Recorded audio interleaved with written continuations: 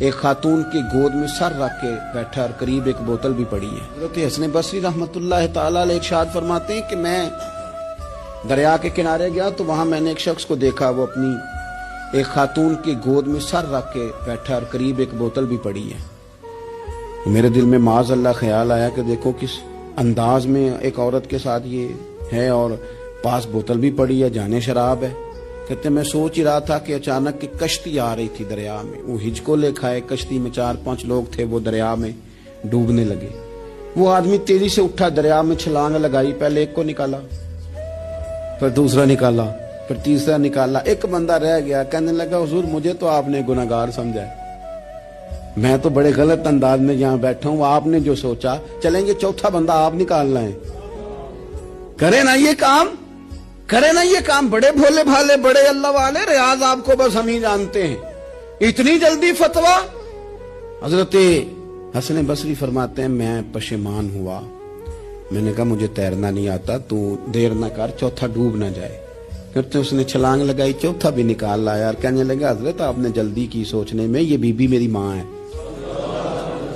اور یہ سرکے کی بوتل ہے۔ ہم ماں بیٹے کا یہ مشغلہ ہے کہ یہ وہ جگہ ہے جہاں آ کے لوگ مسافر اترتے ہیں، اور یہاں سے کسی کا گھر 100 میل ہے، کسی کا 200 میل ہے۔ ہم صبح سرکہ، کھجوریں، روٹیاں لے کے یہاں آتے ہیں، مسافروں کی نوکری کرتے ہیں، کوئی پریشان ہو تو مدد کرتے ہیں۔ حضرت خواجہ حسن بصری فرماتے ہیں میں نے معافی مانگی، ان سے بھی مانگی، رب سے بھی مانگی۔ انہوں نے مانگ لی نا بزرگ تھے، پر ہم کو نہیں تیار مانگنے کو۔ ہم ہر وقت بدگمانیاں، وہ فلانا فلانے جرم کرتا تھا، میں اسے اب کیسے نیک مان لوں؟ بھئی اب وہ نمازی ہے، خدا کے گھر آتا جاتا ہے، اب اللہ کی بارگاہ میں حاضر ہوتا ہے، جب رب نے معاف کر دیا تو بھی سوچ بدل جا۔ سنیں حضور کیا فرماتے ہیں، نبی پاک صاحب الاخلاق صلی اللہ تعالی علیہ وسلم فرماتے ہیں، مسند امام احمد بن حنبل دیکھیے، فرمایا رب اس وقت بڑا ہی مسکرائے گا جب قاتل بھی جنت میں جائے گا، مقتول بھی جنت میں جائے گا۔ یا رسول اللہ مقتول تو گیا، یہ قاتل کیسے چلا گیا؟ حضور فرماتے ہیں جائے گا، اور جائے گا اور رب مسکرائے گا جو اس کی شان کے لائق ہے۔ یا رسول اللہ کس طرح؟ تو نبی پاک صلی اللہ علیہ وسلم فرمانے لگے اس نے ایک مومن کو قتل کیا تھا، وہ شہید ہو کے جنت میں چلا گیا، اب اللہ نے بعد میں اسے توبہ کی توفیق دے دی۔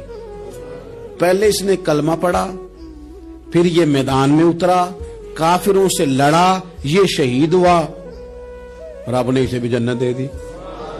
قاتل بھی جنت میں، مقتول بھی جنت میں، اور بات اتنی انوکھی ہے کہ رب دیکھ کے مسکرا رہا ہے جو اس کی شان کے لائق ہے۔